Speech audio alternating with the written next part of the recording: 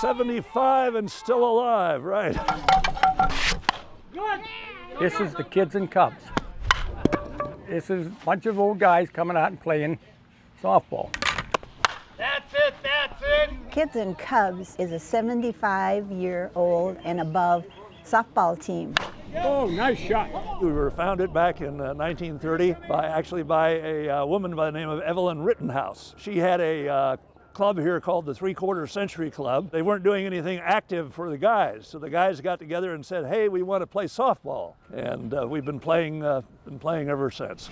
Go, go, go, go, go, go, go. It's basically a joy to play, Okay, let's not ham it up for the camera. a lot of laughter, a lot of fun. And it's good exercise.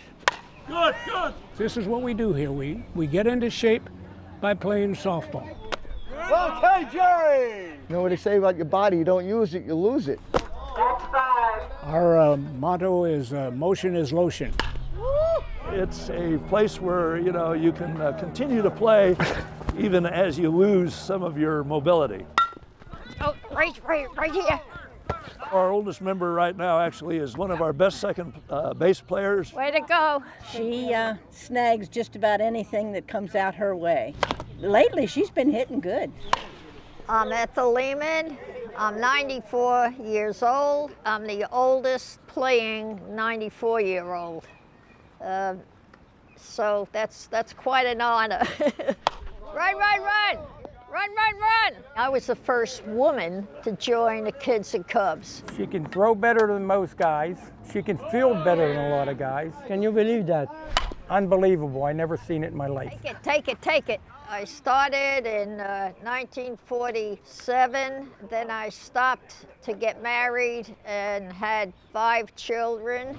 Oh, darn it. I picked it up again when my husband got a job offer and moved down to Florida. Yeah, she looks good too. She loves it.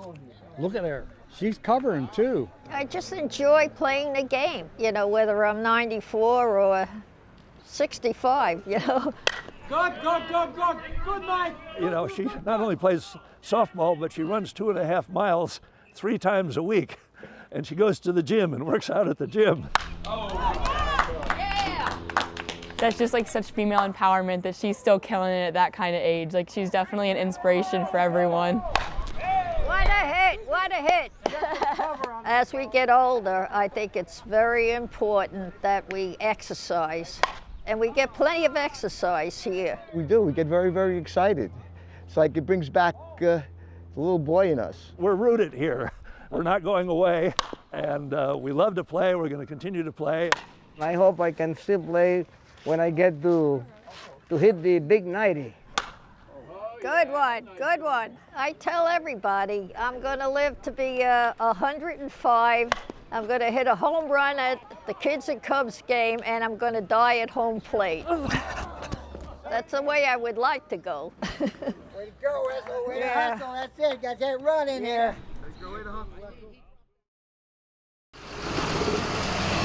Help rolls in to Horseshoe Beach. The sign says it's Florida's last frontier, but it has never looked like this before. I've never seen nothing like this in my life. Not this bad. I've seen it, but not this bad. Hurricane Idalia destroyed at least half the homes in this small community. People of all ages are pitching in to clean up, if there's anything left at all. We've been through storms, but we could clean up, and this time it's washed my house away. Oh, this was my grandfather's hanging on the wall. It's the little things. Jewel Baggett is looking to find all the memories she can in the rubble of the home she grew up in. How do you process that? You Where can't. do you even start? There's no place. You can't. There's no place to start. Yeah. I mean, those concrete steps right there, my grandfather built. The house was blown to bits by Idalia. We're looking for memories. The rest of the stuff can be replaced. Her mother still lived here and now has nothing. My mama, she didn't have much, but what she had was hers, She worked hard for everything she had. This is my grandfather's. A friend stops by. She has found a picture that blew across the street. Thank you, Renee. It overwhelms Jewel for a moment. That's all I care about is finding pictures. But then her strength returns and she thinks about what is still here. The dirt's still here. The water's still here. The sun's still here. This is paradise for me and so many others. Florida's last frontier, forever changed by Adalia.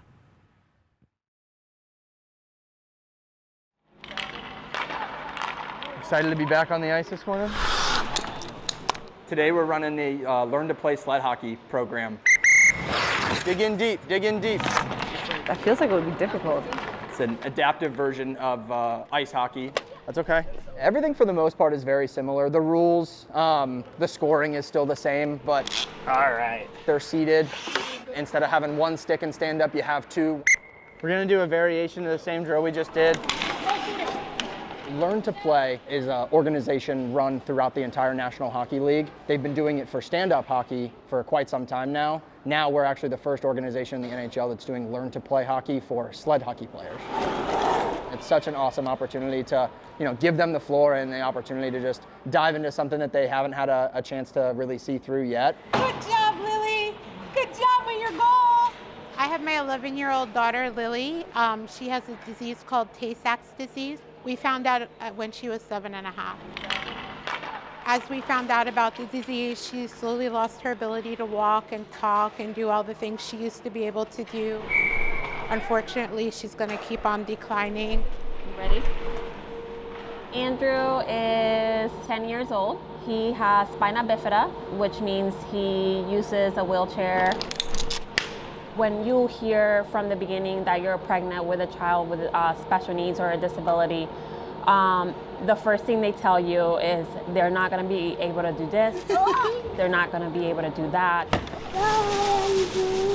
Andrew has broken so many barriers. It's just really exciting that he's able to be part of a sport. That was an absolute laser.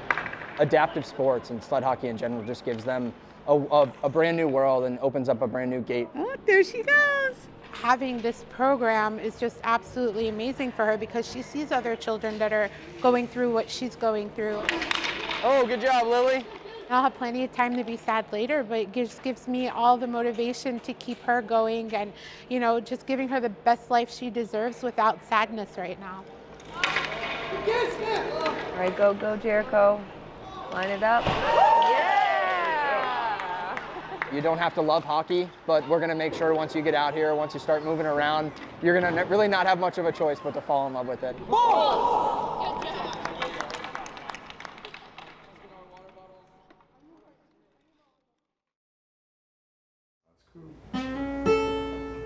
One, two, three, four. With the strum of the guitars and rhythmic plucking of the bass, this trio adds a laid-back Florida vibe to Help Is on the Way. Help is on the way. A bluegrass song adopted by Sloppy Joel and Friends as a mantra of sorts in recent years. Because God sent me today. That's Joel Bressler on the bass. Help won't help tomorrow. And these are his friends, Jim Buxton and Bob Edwards.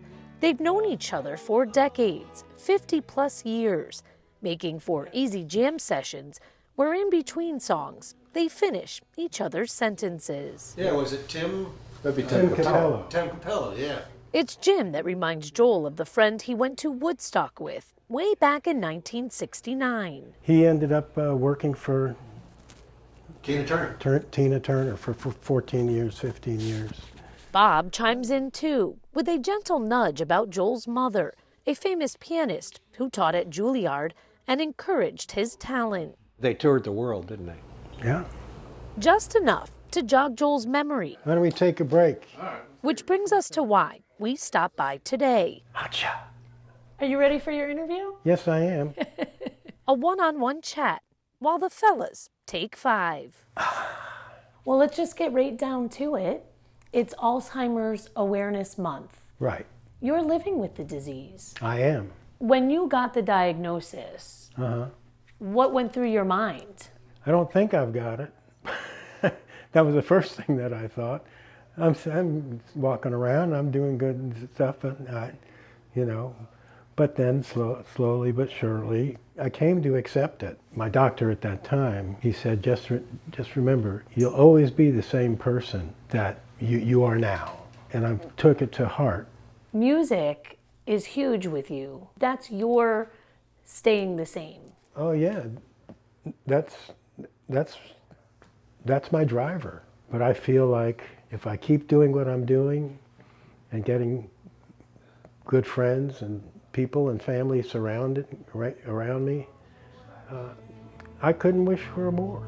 Just hold on a little longer. There's that laid-back Florida vibe again, one that is serving the band well during what most would consider a heavy time. A brighter day is coming.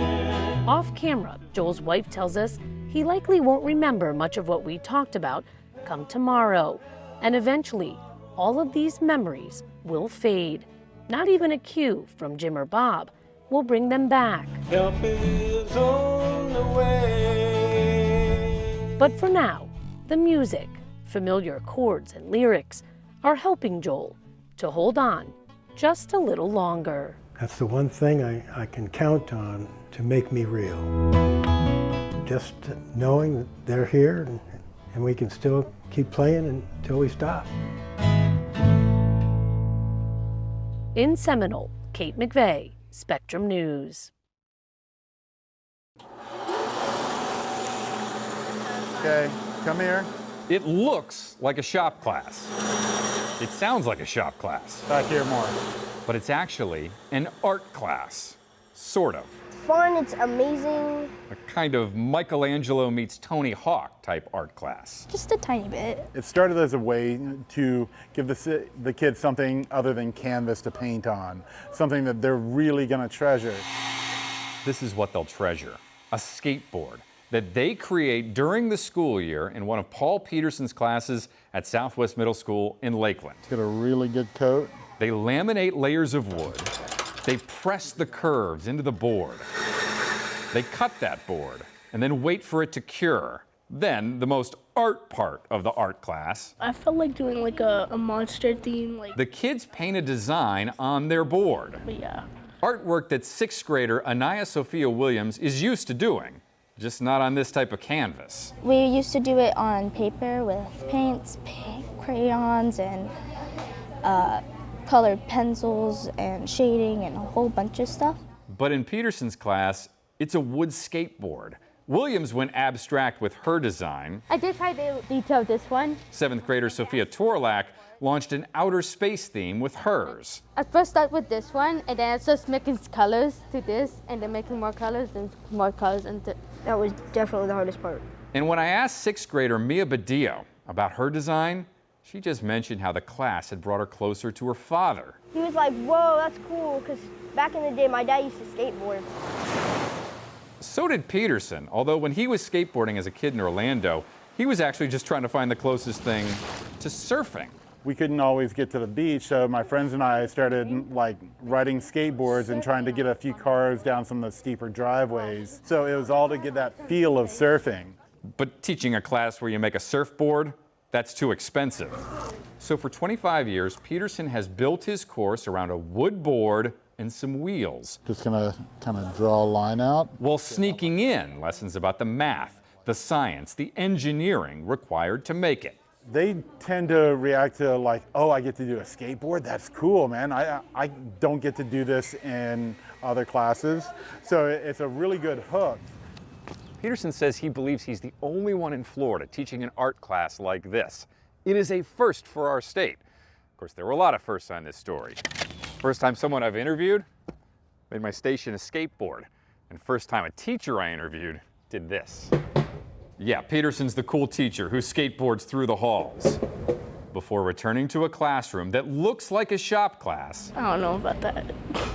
But is actually a first of its kind in Florida art class that students love. And overall, it's probably one of the best classes in this whole school. Jeff Butera, Spectrum News.